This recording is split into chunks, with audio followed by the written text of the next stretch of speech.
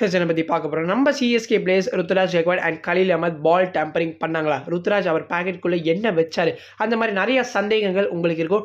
அதை பற்றி ஃபுல் டீட்டெயிலாக இந்த வீடியோ நம்ம பார்த்தலாம். அண்ட் சிஎஸ்கே பிளேயிங் லெவலில் இருக்கக்கூடிய அந்த சேஞ்சஸ் அதை பற்றி நம்ம லாஸ்ட் வீடியோவில் கொஞ்சம் பேசியிருப்போம் இல்லையா, இந்த வீடியோ நம்ம ஃபுல் டீட்டெயிலாக பார்த்துலாம் அதை பற்றியுமே. ஸோ வீடியோ கண்டிப்பாக எடுத்து இருக்கும். வீடியோ கிளிக் தேடிட்டு மறக்காம சேனல் சப்ஸ்கிரைப் பண்ணிக்கோங்க.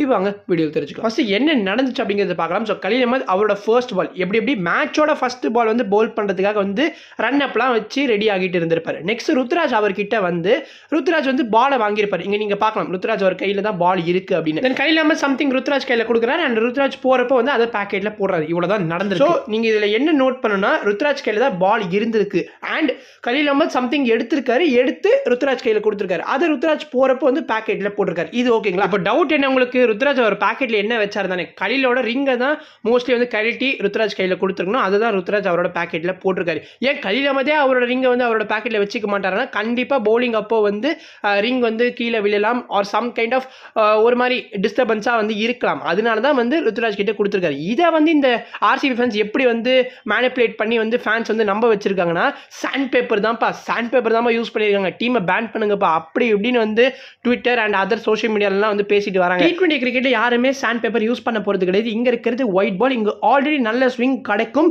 ரெட் பால் டெஸ்ட் கிரிக்கெட்டில் யூஸ் பண்ணுறாங்க. அதுக்கு வந்து சாண்ட் பேப்பர் யூஸ் பண்ணால் அதில் ஒரு லாஜிக் இருக்கு. இங்க லாஜிக் கிடையாது. Plus first ball of first ஓவர்ல சாண்ட் பேப்பர் யாராவது யூஸ் பண்ணுவாங்களா? பிகாஸ் நியூ பால்ன்றதுனால இனிஷியல் ஓவர்ஸ்ல உங்களுக்கு ஆல்ரெடி நல்ல ஸ்விங் கிடைக்கும். ஸோ ஸ்விங்கை டிஸ்டர்ப் பண்றதுக்காக வந்து சாண்ட் பேப்பர் யாராவது யூஸ் பண்ணுவாங்களா? ஸோ எந்த ஒரு கிரிக்கெட்டருமே வந்து அந்த மாதிரி ஒரு முட்டாள்தனத்தை பண்ண போறது கிடையாது. ஸோ ஆர்சிபி ஃபேன்ஸ் வந்து ஒரு கேவலமான ஒரு ஆக்டை வந்து இப்போ வந்து சோஷியல் மீடியால பண்ணிட்டு வராங்க. ஸோ சிஎஸ்கே டீமை திரும்ப பேன் பண்ணுங்க, 2 வருஷம் பேன் பண்ணுங்க, இதை வந்து பிசிஏ வந்து இதை பார்க்கணும் அப்படி இப்படின்னு சம்பந்தமே இல்லாமல் பிசிஏவோட hurt this news on social media. So கண்டிப்பாக அவங்களே வந்து இதை பார்த்து சிரிச்சிருப்பாங்க. அண்ட் இது யாருமே நம்ப வேணாம். சேப்பாக்கில் இருக்க எல்லாமே வந்து நாலேஜபிள் கிரிக்கெட் ஃபேன்ஸ் சொல்லுவாங்க. அதனால கண்டிப்பாக யாருமே நம்பியிருக்க மாட்டீங்க. நம்ப சிஎஸ்கேக்கு நெக்ஸ்ட் மேட்ச் ஆர்சிபிக்கு எதிராக சேப்பாக்கில் 28 அன்னைக்கு நடக்க போகிறது இல்லை. இந்த மேட்ச்க்கான டிக்கெட் சேல் பார்த்தீங்கன்னா இன்னைக்கு நடக்க போகிறது. ப்ராப்ளம் இந்த வீடியோ பார்க்குறப்போ கண்டிப்பாக சேல் முடிஞ்சிருக்கலாம். ஸோ யாராவது டிக்கெட்ஸ் வாங்கியிருந்தீங்களா, உங்களுக்கு வந்து இன்னைக்காவது கிடைச்சதா இல்லையா அப்படிங்கிறத கண்டிப்பாக கமெண்ட்ஸ்ல மென்ஷன் பண்ணுங்க. தலதோனி ரீசெண்டாக ஜியோ ஹாட்ஸ்டார் இன்டர்வியூவில் பார்த்தீங்கன்னா ஒரு விஷயத்தை வந்து சொல்லியிருப்பார். ரொம்ப ரொம்ப டச்சிங்காக இருந்தது.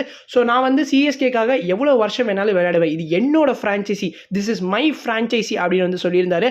அண்ட் நான் வந்து வீல் சேரில் இருந்தாலுமே வந்து என்னை வந்து இழுத்துட்டு போய் வந்து மேட்ச் ஆட வைப்பாங்க அப்படின்னு வந்து சிரிச்சுட்டே சொல்லியிருப்பாரு. ஸோ ரொம்ப ரொம்ப சந்தோஷம் கைஸ். தோனிக்கு வந்து இந்த டீமில் விளையாடுறது ரொம்ப ரொம்ப பிடிச்சிருக்கு.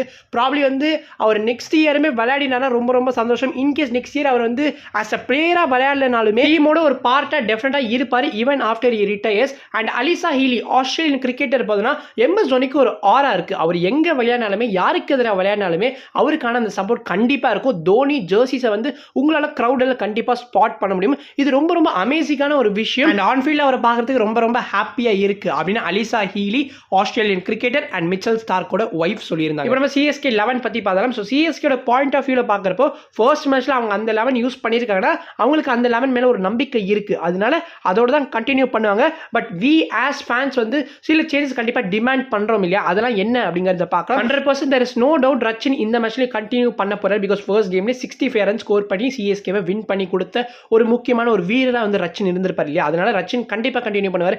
அவருக்கு பார்ட்னராக வந்து ஓப்பனிங்கில் ட்ரிப்பாத்தி மோஸ்ட் லைக்லி கண்டினியூ பண்ணுவார். ஏன்னா ஒரு கேம் வச்சு டிசைட் பண்ணுற டீம் வந்து சிஎஸ்கே கிடையாது இல்லையா. ஸோ மேபி நம்ம என்ன டிமாண்ட் பண்ணுறோம், கான்வே இருக்கணும்னு. ஸோ கான்வே ஆட வச்சுட்டு கான்வே அண்ட் ரச்சின் ஓப்பன் பண்ணாங்கன்னா அதே மாதிரி ருத்து 1-1 இருப்பார்.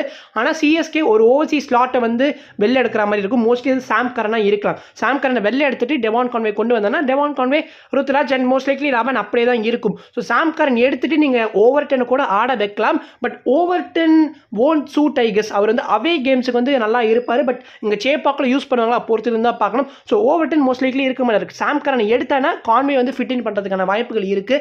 அண்ட் ஹூடா அவரோட ஸ்பாட்டுமே வந்து கேள்விக்குறி தான். ஸோ அதுவுமே கொஞ்சம் டவுட்டில் தான் இருக்குது. ஹூடா கண்டினியூ பண்ணுவாரா இல்லை வேறு ஏதாவது பிளேயர் வருவாரான்னு. பட் என்னோட ஒப்பீனியன் என்னவா இருக்குன்னா மேபி விஜய் சங்கரை யூஸ் பண்ணலாமா. Vijay is good all round option too. அவரை நீங்கள் ஒரு ஃப்ளோட்டராக ஆட வைக்கலாம், இல்லை போய் அக்ரெசிவாக ஆடுப்பா அப்படின்னு சொன்னீங்கன்னா அதுவுமே அவர் செய்வார். அண்ட் பவுலிங்னு வரப்போ வந்து உங்களுக்கு அட்லீஸ்ட் 2 to 3 ஓவர்ஸ் ஆகுது கண்டிப்பாக கான்ட்ரிபியூட் பண்ணுவார். லாஸ்ட் கேமில் சாம் கரன் தேவையே படல, வெறும் ஒரு ஓவர் தான் போல் பண்ணியிருந்தாரு. பேட்டிங்லையும் 2 ரன் தான் ஸ்கோர் பண்ணியிருந்தாரு. ஸோ சாம் கரன் இல்லாத பட்சத்தில் நீங்கள் Vijay Shankar and Overton or Conway கண்டிப்பாக யூஸ் பண்ணலாம். இந்த 3 ஆப்ஷன்ஸ் வந்து கண்டிப்பாக அவுட் ஆஃப் தீஸ் 3 ஒன்னாவது கண்டிப்பாக வந்து 11க்குள்ள வந்து நெக்ஸ்ட் மேட்ச்சில் ப்ளே பண்ணுவாங்கன்னு எனக்கு ஒரு நம்பிக்கை இருக்குது. அண்ட் எலிஸ்க்கு வந்தோம்னா எலிஸோட ஸ்பாட்டுமே சீல்டு தான் கைஸ். இப்போதைக்கு கரண்ட்லி கரண்ட்லி பார்க்குறப்போ பத்திரனாக்கு இந்த 11ல் இடம் இல்லை. எலிஸோட பர்ஃபார்மன்ஸ் நல்லா இருந்த காரணத்தினால அவர் தான் வந்து கண்டினியூ பண்ணோம். அதுதான் கரெக்டான முடிவும் கூட.